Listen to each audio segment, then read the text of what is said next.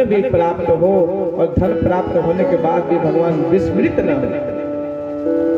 सुदामा जी ने सोचा शायद मैं धन को प्राप्त करके कहीं भगवान को ना भूल जाऊं, इसलिए भगवान ने ये सब ले लिया। अब यही मैंने कहा ना कि सुख और दुख कहाँ है, विचारों में है। आदमी विचार से ही सुखी और दुखी होता है। ये पहले दिन से इस पे श्री सुत जी ने व्याख्या करते आए हैं, समझाते आए शौनक ऋषियों को कि विचार और विचार को निर्मल करने के लिए सत्संग में आता है। तो सुख दुख जो है वो विचार में। अच्छा, गाली सबसे खराब चीज है ना।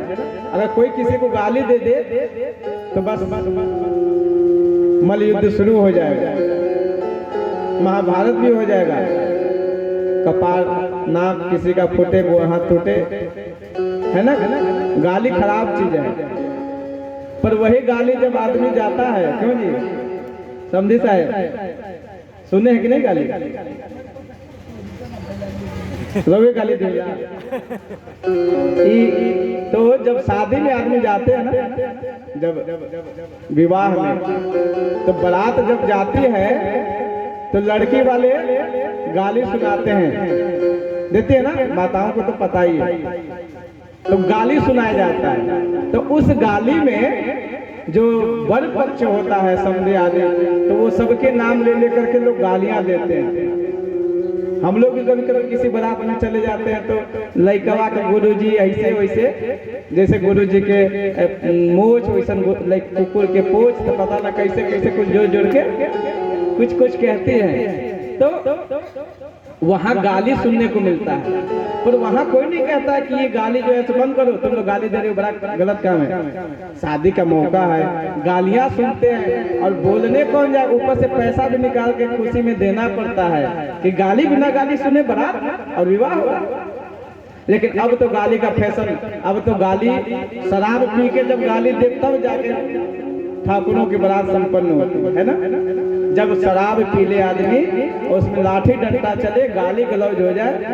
अब पहली परंपरा थी कि नहीं, घर की जो अगल बगल के लड़कियां माताएं आती थी, वो अपने ससुराल वालों के नाम ले लेकर के, लड़के का पिताजी कौन है, फूफा कौन है, तो मामा कौन है, और सबको बारी बारी से गाली दी। तब अच्छा लगता था। अब बताइए, उस समय गाली आपको अच्छा लगता है और ऐसे कोई गाली दे दे तो झगड़ा हो जा रहा है। तो आपके मन में विचार है कि नहीं, अरे यहाँ पे अच्छा है। वही गाली आपको सुख भी दे रहा है, वही गाली आपको कभी दुख भी देता है तो गाली ही, पर अलग अलग स्थान से अलग अलग विवेक करने से, अलग अलग विचार करने से आपको सुख और दुख की अनुभूति होती है। वहाँ पे आप आनंदित हो रहे हैं कि मुझे गाली सुनने को मिला, और कहीं दूसरे जगह गाली दे दिया जाए तो वो गाली जो है सो झगड़ा का कारण हो जाता है। तो विचारों में ही सुख दुख समाहित है, और इस दुनिया में तो विचार से ही चलने की आवश्यकता भी है। कमियों को देखेंगे, यदि आपको सबसे बुरा व्यक्ति बनना है तो दुनिया के सारे कमियों को देखिए, लोगों के हर एक कमी को देखिए, बस हो गया आपका कल्याण। आप कमियों के भंडार हो जाएंगे महाराज। केवल आप कमी को देखते रहिए, उसमें वो कमी, उसमें वो कमी, उसमें वो कमी, तो वो कमी को देखते देखते आप केवल कमियां ही देखने की आदत हो जाएगी। लेकिन यदि आप अच्छाइयों को देखते हैं, दुनिया है ना, जड़ चेतन गुण दोष में विश्व किन्न करतार, संत हंस गुण ग्रह ही पया पर हरिवाद विकार। इस दुनिया में रहना तो कैसे रहना है, विचार के साथ रहना है। ठीक है, जड़ चेतन गुण दोष में, जड़ में भी और चेतन में भी, हम मनुष्यों में भी कुछ अच्छाइयाँ हैं, कुछ बुराइयाँ हैं, और जड़ चीजों में भी है ना। अब जैसे मोबाइल है, उसमें कुछ अच्छाइयाँ भी हैं, रिवाल्वर आदि है, अच्छाइयाँ भी है, कमियाँ भी हैं। अनायास क्रोध आया, किसी को मार दिए, हो गया गड़बड़। हर चीज में कुछ अच्छाइयाँ और बुराइयाँ हैं। और जो सज्जन होते हैं, संत जन होते हैं, जो अच्छे भगवत भक्त भाव प्रेमी होते हैं, वो केवल अच्छाइयों को ग्रहण करते हैं। तो सुदामा जी ने विचार किया कि मेरे ठाकुर कितने दयालु हैं, यदि संपत्ति दे देते तो मैं भगवान को भूल जाता। तो अच्छा हुआ कि भगवान ने कुछ नहीं दिया, अब उनके भजन में मस्त रहेंगे। और पुनः अपने घर आए हैं। देखा कि बहुत बड़ा महल केवल सुदामा जी का ही नहीं, उस सुदामापुरी के समस्त जितने भी ग्रामवासी से सबका घर जो है वो महल हो गया, एक भक्त के भक्ति से। इसलिए कहा गया कुलम पवित्रम जननी कृतार्था वसुंधरा पुण्यवती चतेना अपार सन्वित सुख सागरेस्मिन लीनम परे ब्रह्मणि यस्य चित्तः। एक भक्त यदि कहीं किसी ग्राम में हो जाए, किसी घर में हो जाए, वो घर के साथ साथ उस कुल को पवित्र करता है, उस धराधाम को पवित्र कर देता है। तो सुदामा जी के भक्ति भाव से सुदामापुरी बस गई और सबके घर महल हो गए, सबके सुख संपन्न, सबके घर में धन दान से संपन्नता हो गई है। एक बार द्वारिकापुरी में विद्वानों ने आकर के राजा को एक द्वारिकाधीश भगवान श्री कृष्ण से एक आग्रह किया है। अथई एकदा दार्वत्यायाम वसतो राम कृष्णयोः सूर्योपराग सुमहानासीत् कल्पक्षये यथा। एक बार विद्वानों ने आकर के भगवान श्री कृष्ण से आग्रह किया कि प्रभु इस बार कुरुक्षेत्र में अद्भुत सूर्य ग्रहण के एक ऐसा अनूठा बन रहा है संयोग, जिसमें आदमी जाकर के उस कुरुक्षेत्र के ये सूर्य ग्रहण के टाइम में यदि स्नान करता है और उस शुक्र क्षेत्र का यदि दर्शन करता है कुरुक्षेत्र का, तो बहुत पुण्य होता है। भगवान ने कहा कि जब ऐसा संयोग है तो चलो, और द्वारिका से बड़े बड़े विद्वान मंत्री जन आदि को लेकर के भगवान कुरुक्षेत्र के लिए प्रस्थान किए हैं। 111 वर्ष के बाद भगवान श्री कृष्ण की मुलाकात उस कुरुक्षेत्र में ब्रजवासियों से होती है, गोकुल वासियों से, क्योंकि उसमें प्रत्येक क्षेत्र से लोग आए थे। और उसके बाद भगवान को मालूम हुआ, भगवान स्नान करने के लिए जा रहे थे, भगवान की राज से रथ पे बैठ के यात्रा निकली। हटो द्वारिकाधीश भगवान की जय, द्वारिकाधीश भगवान की जय। उनके अनुचर रास्ता साफ करा रहे थे और बीच बीच में श्री श्री 108 राजाधिराज महाराज श्री कृष्णचंद्र महाराज पधार रहे हैं, रास्ता साफ कीजिए, हटिए हटिए। ब्रजवासियों ने सुना कि ये कृष्ण, ये वही कृष्ण है क्या जो अभी द्वारिकाधीश बना हुआ है, कहीं हम लोग का कृष्ण तो नहीं है। जाकर के जो भगवान के सखा थे तो बड़े बड़े हो गए थे, उन लोगों ने लगाया कि वही हो सकता है। जाके देखा रथ पे, अरे ये तो वही बैठा हुआ है। जाके नंद बाबा से, यशोदा मैया से जाके एक संदेश सुनाया कि अरे मैया कृष्ण भी आया है, कृष्ण भी आया है। सब लोग ब्रजवास से गए हैं भगवान से मिलने के लिए। और जैसे ही सेवकों ने कहा कि हटो हटो रास्ता साफ करो, सेवकों से कहा चल जाके कह दे कि तेरे बाप आए हैं। तो भगवान जो उनके अनुचर थे बुरा लगा, सैनिकों को करे इस तरह से बोलने वाला कौन हो सकता है। जाके बोले कि महाराज पता नहीं, दो चार ग्वाले आके कहने की जाओ जाके कह दो कि तेरा बाप आया है, ऐसा बोलता है। भगवान सोचे कि ये अधिकार तो मैंने केवल ब्रजवासियों को दिया है, वो बचपन में हमें हर एक बात कहते थे और ये स्वतंत्रता केवल उनको है, क्या ब्रजवासियां हैं क्या। भगवान रथ से कूद गए। अब कूद करके जैसे ही देखा दूर पे यशोदा मैया, नंद बाबा पूरे समूह के साथ आ रहे हैं।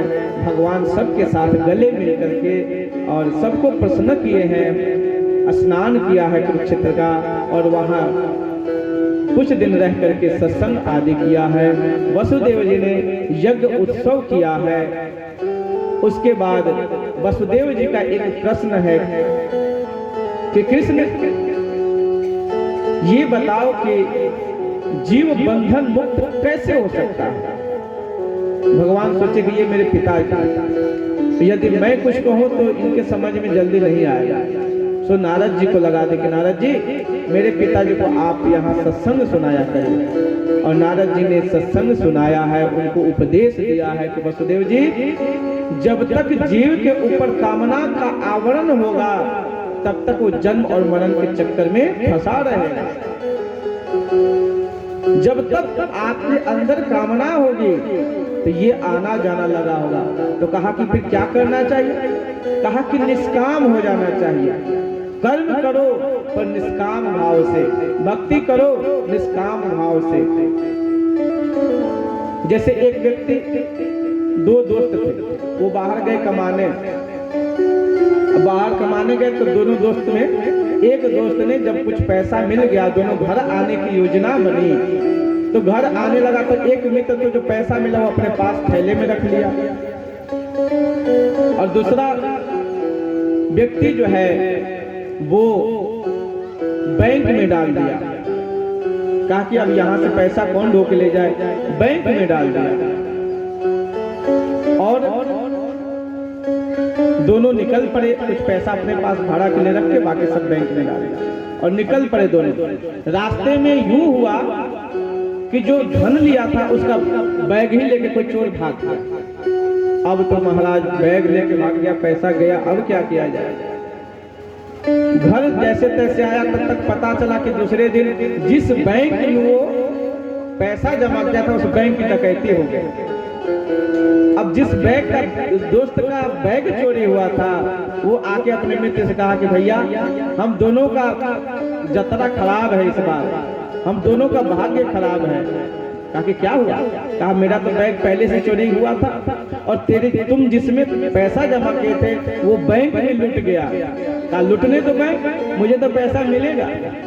कहा मिलेगा? तुमको कैसे मिलेगा? तेरा पैसा तो चोरी हो गया, डकैती हो गई। ताकि डकैती हो चाहे आग लगे, मैंने किसी के हवाले कर दिया है अपनी संपत्ति। अब वो मुझे चाहे जैसे हो तो मुझे ला के देगा ही देगा, है कि नहीं? बैंक में आप पैसा जमा करते हैं और बैंक में डकैती हो जाए चाहे आग लग जाए, अब आपके पास स्लिप है रिसीविंग का तो आप जाके बैंक मैनेजर कहेंगे भाई हमारा पैसा दो। सुरक्षा करना बैंक के अधिकारियों का काम है। उसी तरह से यह जीवन है। हम अपने मन से जब यात्रा करते, अपने मन से चलाते हैं तो हानि होते तो लगते हैं रोने, मिल गया तो हमने किया। पर जो व्यक्ति बैंक के समान अपने जो कुछ भी है उसको प्रभु अर्पित करके करता है, ये बाल बच्चे हैं भगवान के, ये धन संपत्ति है भगवान के, उसने हमें दिया है, मैं बस एक नौकर समझ करके अपनी ड्यूटी करता हूँ। तो ये जो कामना का आवरण है ना, जैसे ही हटेगा आप बंधन मुक्त हो जाए, आप बंधन से आपकी मुक्ति हो जाएगी। उसके बाद श्री माता देवकी के 6 पुत्रों को भगवान ने पुनः आग्रह करने पर बुलाया है और सबको माता ने कहा कि एक बार मुझे उन जो पुत्र मर गए थे 6 उनको लाके दिखा दो, उनको मैं दूध पिला दूं। और जैसे ही माता देवकी बारी बारी से पुत्र आए हुए हैं, सबको जैसे जैसे स्तन पर सब मुक्त होकर चले गए। माता ने कहा कि अरे हम तो कहते रहते कि आपने ही तो कहा था कि बस दर्शन करा दो, दर्शन किए और सब गए। सुभद्रा देवी के विवाह का प्रकरण सुनाया है। अंत में वेदा स्तुति करके देवताओं ने प्रार्थना की है प्रभु से कि प्रभु अब आप का जो आने का उद्देश्य था वो पूरा हुआ, अब आप परम धाम के लिए चलिए। और वेदा स्तुति की है भगवान की। अंत में भगवान अपनी लीला का संवर्णन करते हुए एक लीला की है, क्योंकि हर जगह तो भगवान ही है। भगवान का पुत्र सांब एक दिन अपने पेट में एक लोहा का शिला बांध के और दुर्वासा ऋषि के पास चला गया। कहा कि और उसके भाई थे सब भाई, एक कन्या, एक पत्नी से 10 पुत्र और एक पुत्री, तो कितना बड़ा परिवार हो गया? 16,000। तो उनके 16,108 उसको गुणा 10, फिर उनके बच्चे के भी बच्चे होंगे, तो बहुत बड़ा परिवार था। तो शाम अपने भाइयों के साथ गया दुर्वासा जी के पास, कहा कि गुरुजी ये देखिए ना, और शाम जो है तो साड़ी वाड़ी पहन के बढ़िया से लड़की बन गया। कहा कि ये देखिए इसके पेट में बच्चा है, पर ये बताइए बच्चा लड़की होगी कि लड़का होगा? गुरुजी देखिए कह रहे जिस संतों का सम्मान भगवान श्री कृष्ण करते आए हैं, उसका इस तरह से उसके वंश में ऐसे उदंड साप दे दिया कि जाओ ये जो भी होगा ये तुम्हारे विनाश का कारण होगा। ये लड़का होगा ना लड़की, ये मुसल, ये जो लोहा है ये तुम्हारे विनाश का कारण होगा। अब यह बात सुनते हैं भगवान श्री कृष्ण के पास गई समाचार, भगवान ने उसका उपाय बताया है, उसको रगड़ने के लिए किया है। उस लोहे को रगड़ रगड़ के समुद्र में बहा दिया गया। थोड़ा छोटा सा टुकड़ा बचा था उसको भी फेंक दिया। वो जो कण थे ना उससे सागर में एक तलवार की धार की तरह घास उगता है, बटेर कई लोग कहते हैं, अब अलग अलग जगह पे इसके नाम है। तो वो जमा, उसमें बहुत तेज धार होती है महाराज। और जो लौह कर्ण था ना उसको एक मछली निकली, एक बहेलिया मछली को मारा, पकड़ के लाया, उसमें से वो लोहा निकला, उसका वह बाण बना लिया, क्योंकि साफ था ना ये विनाश का कारण बनेगा। तो भगवान के जितने पुत्र थे प्रभास क्षेत्र में सब गए और वहां जाके आपस में लड़ने झगड़ने लगे और सब समाप्त हो गए। आपस में लड़ करके उस घास से लड़ने लगे, सब समाप्त। भगवान उद्धव जी से मिले हैं और कहा कि उद्धव मैं अब जा रहा हूँ प्रभास क्षेत्र में। तो कहा कि गोविंद आप जा रहे तो मैं कैसे रहूंगा आपके बिना? तब भगवान ने उपदेश दिया है, समयाभाव है। उद्धव और भगवान श्री कृष्ण का संवाद, उसमें वो कहे कि उद्धव अब धीरे धीरे कलयुग आ रहा है, तुम मेरी तपस्थली जो है विशाल क्षेत्र बद्री विशाल में चले जाना, वहां रहना। और उसके बाद भगवान तो बहुत अच्छे उपदेश दिए कि उद्धव जी ने एक प्रश्न किया कि महाराज ये बताइए कि सन्यास जीवन कैसे जिया जाए। फिर उन्होंने एक दृष्टांत दिया है दत्तात्रेय जी का, कि दत्तात्रेय जी के 24 गुरु हुए, आकाश पृथ्वी भवना सांप धरती, है ना? और उन सब से दत्तात्रेय जी ने कहा, राजा यदु हुए तो वो एक बार जा रहे थे, बीच रास्ते में नंग धरंग ऐसे अवधूत शिरोमणि दत्तात्रेय जी मिल गए। यही प्रश्न उन्होंने किया है दत्तात्रेय जी से, और दत्तात्रेय जी ने बड़े ही संक्षिप्त में समझा दिया कि देखो संसार में हर कुछ है, कुछ गुण भी है कुछ दोष भी है, पर तुम उस गुण को ग्रहण करो, है ना? और उसको ग्रहण करके अपने जीवन को आगे बढ़ाओ।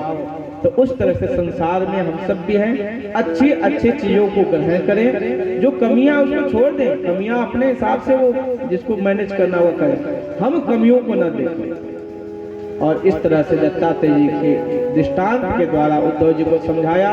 भगवान प्रभास क्षेत्र में चले गए हैं और वही बहेलिया बाण लेकर के भगवान के तलवे को देखा, समझा कि ये कोई हिरण का आंख है, इतना चमक रहा था महाराज। और बाण संधान किया है, भगवान के चरण में जाके बाण लगा है। उसके बाद भगवान तो ये लीला थी, परम धाम को प्रस्थान कर गए। बहलिया ने आके माफी मांगा, प्रभु गलती हो गई। भगवान ने बोल कराया कि नहीं ये त्रेता युग में तेरे मेरे कुछ बचे हुए थे, तुम्हारे ऊपर कुछ रह गया था, तेरा मेरे ऊपर कर्ज, मैंने तुझे त्रेता युग में छल से मारा था और मैंने कहा था कि चल तेरी भावना रहेगी तो द्वापर में तो अपनी इच्छा पूरा करना। सो वही बलि, ये जो बाली है वह त्रेता युग ये द्वापर में बहेलिया बन के आया और छुप के भगवान मारे थे, ये भी छुप के मार के। भगवान ने कहा मैं कर्म रखता ही नहीं किसी का कुछ रखता नहीं, जो जैसा करता है मैं उसको वैसा दे देता हूँ। इस तरह से स्वयं भगवान ने इतने बड़े परिवार की रचना की और एक क्षण में विनाश होते पर न दुख हुआ न सुख हुआ। यही जीवन है। तो महाराज जीवन का जो कथा का श्रेय है वो यही है कि आप जिस भी अवस्था में हैं अपने को केवल समर्पित करके प्रभु के चरणों में और जीवन की यात्रा को जिए। बताइए, इतना बड़ा परिवार, हमारे एक दो सूचना को सुन के हम लोग कितने व्यथित हो जाते हैं। उनके उतना बड़ा परिवार सब नष्ट हो गया, कोई छोड़ नहीं। चलो, जन्म दिया अपने प्रारब्ध से, अपने प्रारब्ध से गए, मेरा जो पिता धर्म था मैंने उसको पूरा किया। और अंत में भगवान परम धाम को गए और एक संदेश दे के चले गए कि जिस भी हाल में रहो बस खुश रहो, प्रसन्न रहो, जीवन का यही सार है। जिस देश में, जिस वेश में, परिवेश में रहो, राधा रमण, राधा रमण, राधा रमण कहो, राधा रमण, राधा रमण, राधा रमण कहो। जिस देश में, परिवेश में रहो, जिस देश में, परिवेश में रहो, राधा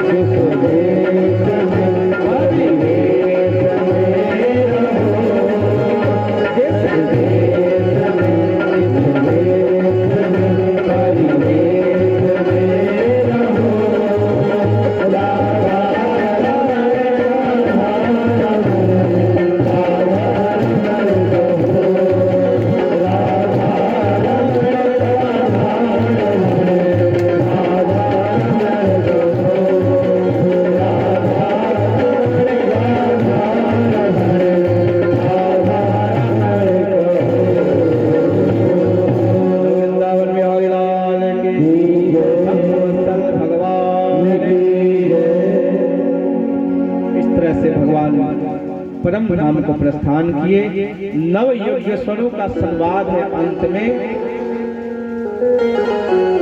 उसमें उपदेश दिया है दुर्लभो मानसो देही, देही नाम क्षण भंगुड़ा। दो बात कही है, यह मनुष्य का शरीर जो है वह दुर्लभ है और क्षण भंगुर भी है, इसलिए हमेशा दो बातन को भूल मत, जो चाहत कल्याण, नारायण एक मौत को दूजे श्री भगवान। इसमें कहा कि देखो यह शरीर तो दुर्लभ है, बड़े भाग्य मानुष तन पावा, सुर दुर्लभ सदग्रंथन गावा, साधन धाम मोक्ष करि द्वारा, पाई न जेहि परलोक सवारा। तो इस तरह से इस शरीर की उपयोगिता यही है कि हर समय आप हर क्षण ये आपकी स्मृति रहेगी। शरीर तो भाई पता नहीं कब छूट जाए, तो निरंतर इस बात का जब याद होगा तो आप प्रभु को हमेशा याद करेंगे। एक छोटा सा दृष्टांत के माध्यम से समझ लें, उसके बाद कथा का विराम। तो कहा कि जैसे एक राजा भटकते हुए एक जंगल में किसी महात्मा के पास पहुंच गए, है ना। महात्मा के पास पहुंच गए, महात्मा ने रात्रि में शेरनी का दूध पिला दिया, स्वर्ण पात्र ने दुआ और उसको राजा को पिला दिया। राजा दूध पिया तो वो शेरनी की गर्मी से एकदम शरीर में एक तेज, एक क्या कहते हैं कि जोश, एक उमंग, एक उल्लास अजीब आ गया। राजा सुबह कहा कि महाराज आपने जो अद्भुत द्रव्य पिलाया महाराज, ये शरीर में एकदम चेतना आ गई, जोश आ गया, उमंग आ गया। इस अवस्था में भी अरे मैं पी करके एक दिन इतना अजीब से मुद्रा में हूँ और आप शायद निरंतर पीते होंगे, आप कैसे रहते होंगे। और उसके बाद वो राजा जब लौटने लगे तो महात्मा जी ने कहा कि राजन तेरी 7 दिन के अंदर मृत्यु हो जाएगी और एक बार वो दूध तू और पी ले। क्या कि नहीं महाराज, बस ठीक है। घर आया और घर में जब आया तो मन मलिन हो गया कि 7 दिन में मर जाना, दुखी हो गया। लोग अरे क्या हुआ, वैद्य आने लगे, लोग कहा कि नहीं हमें भूख नहीं लगी, हमें नहीं कुछ खाना है। अरे भाई क्यों, क्या चाहिए बताओ। राज रानियां आ रही है, पुत्र आ रहे हैं, संपदा आ रही है, सब कुछ आपको क्या चाहिए, आप प्रसन्न होइए। कहा कि नहीं अब मुझे 7 दिन में मर जाना। अरे नहीं मरिएगा, आप खाइए तो सही। नाना प्रकार के व्यंजन ला करके उस राजा को दिया जाने लगा, खाए भी नहीं, अब तो मैं 7 दिन में मर जाऊंगा, अब मैं 7 दिन में मर जाऊंगा। ऐसा ही सोचता रहा, सोचता। 7वें दिन नहीं मरा, 8वें दिन पहुंच गया महात्मा जी के पास। ए बाबा झूठ बोलते हो क्या, हम तो समझते महात्मा लोग सच बोलते हैं, तू तो मेरा 7 दिन तो जीना हराम कर दिया। अरे क्या हुआ, अरे आपने कहा था कि 7 दिन में मर जाना है। तो कहा कि महाराज मैं 7 दिन न कुछ खाया न पिया, मुझे न खाने में स्वाद आए, न मुझे बिस्तर पर नींद आए, न मुझे पत्नी प्यारी लगे, न परिवार प्यारा लगा, ये जैसे लगे कि दुनिया कुछ है ही नहीं है। महात्मा जी ने कहा कि बस 7 दिन में तेरी ये स्थिति हो गई और मैं तो 24 घंटा ये समझता हूँ कि अब मुझे मर जाना है। तो बताओ मैं इस ज्ञान से रहता हूँ तो मुझे 24 घंटे में क्या ये दूध और क्या तेरे संभोग का ये दुनिया के ऐश्वर्य मुझे प्रभावित करेंगे। कहने का मतलब कि हमेशा नारायण एक मौत को, हमेशा आप सोचिए कि ये जीवन मिला है, मृत्यु निश्चित है। तो इस शरीर से सह जीवति यस्य कीर्ति जीवति, तो हम जिए तो एक कीर्ति के साथ, एक अपने आदर्श चरित्र के साथ, एक आदर्श व्यक्तित्व के साथ जिए, तब यह शरीर पाने का दुर्लभ हो मानुषो देहि। ये मानव तन प्राप्त है दुर्लभ, तो इसकी कुछ उपयोगिता भी तो है ना। नर तन कर फल विषय न भाई, स्वर्ग हो स्वल्प अंत दुखदायी। तो इस शरीर से विषय भोग की प्राप्ति ही सार नहीं है। आप दान पूजन भजन समर्पण करते हुए अपने इस मानव तन की उपयोगिता को सिद्ध करें, क्योंकि कर्म कमंडल करी रहे तुलसी जह लग जाए, सरिता सिंधु अथाह जल बूंद न अधिक समाए। कोई व्यक्ति कमंडल लेके छोटा सा और समुद्र में चला जाए और उधर से एक कमंडल पानी लेके आए, कोई बाल्टी लेके जाए, बाल्टी भर के आए। अब जो जैसा पात्र लेके जाएगा उतना जल लेके आएगा। तो ये हृदय पात्र है,